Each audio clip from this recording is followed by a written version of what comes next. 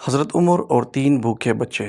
امیر المومنین حضرت عمر بن خطاب رضی اللہ عنہ نے ایک مرتبہ شدید سرد اور تاریک رات میں ایک جگہ آگ روشن دیکھی، چنانچہ وہاں تشریف لے گئے۔ ساتھ جلیل القدر صحابی حضرت عبد الرحمن بن عوف رضی اللہ عنہ بھی تھے۔ حضرت عمر رضی اللہ عنہ نے آگ کے پاس ایک عورت کو دیکھا جس کے 3 بچے زار و قطار رو رہے تھے۔ ایک بچہ کہہ رہا تھا، امی جان ان آنسوں پر رحم کہو اور کچھ کھانے کو دو۔ دوسرا بچہ یہ کہہ کر رو رہا تھا، لگتا ہے شدید بھوک سے جان چلی جائے گی۔ تیسرا بچہ یہ کہہ کر رو رہا تھا، امی جان کیا موت کی آغوش میں جانے سے پہلے مجھے کچھ کھانے کو مل سکتا ہے؟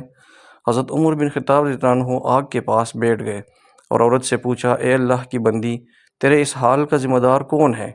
عورت نے جواب دیا کہ اللہ اللہ، میری اس حالت کا ذمہ دار امیر المومنین عمر ہے۔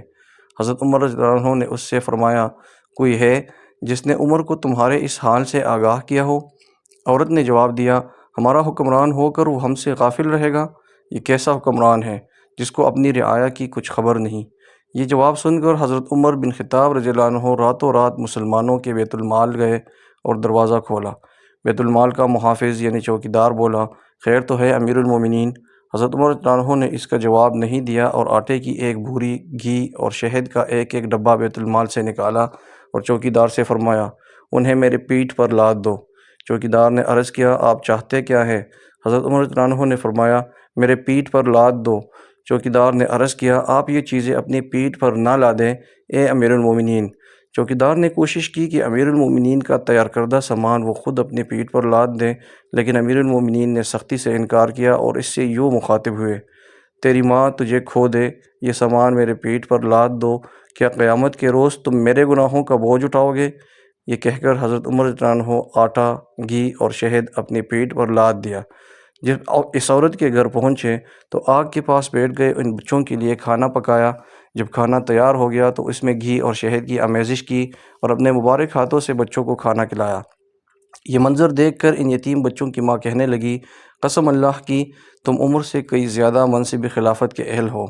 حضرت عمر رضی اللہ عنہ نے اسے فرمایا، اے اللہ کی بندی، کل عمر کے پاس جاؤ، وہاں میں ہوں گا اور تمہارے معاملات کے متعلق اس سے سفارش کروں گا۔ یہ کہہ کر حضرت عمر رضی اللہ عنہ واپس آ گئے اور ایک چٹان کے پیچھے آ کر بیٹھ رہے اور ان بچوں کو دیکھتے رہے۔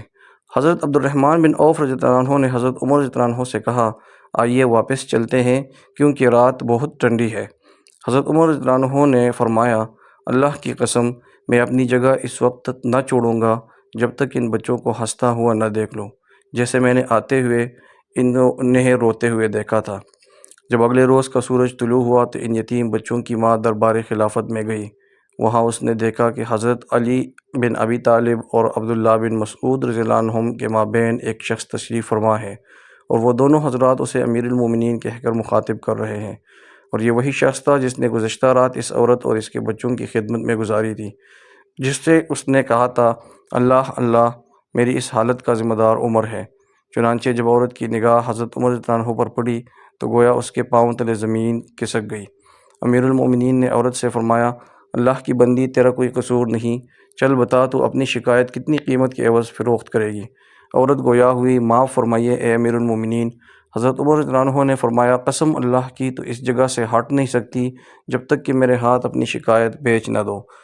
بالآخر حضرت عمر رضی اللہ عنہ نے اس بیوہ خاتون کی شکایت اپنے مال خاص سے 600 درہم کے عوض خرید لی اور حضرت علی بن ابی طالب رضی اللہ عنہ کو کاغذ قلم لانے کا حکم دیا اور یہ تحریر قلم بند کرائی، ہم علی اور ابن مسعود اس بات پر گواہ ہیں کہ فلاں عورت نے اپنی شکایت امیر المومنین عمر بن خطاب کے ہاتھ فروخت کر دی۔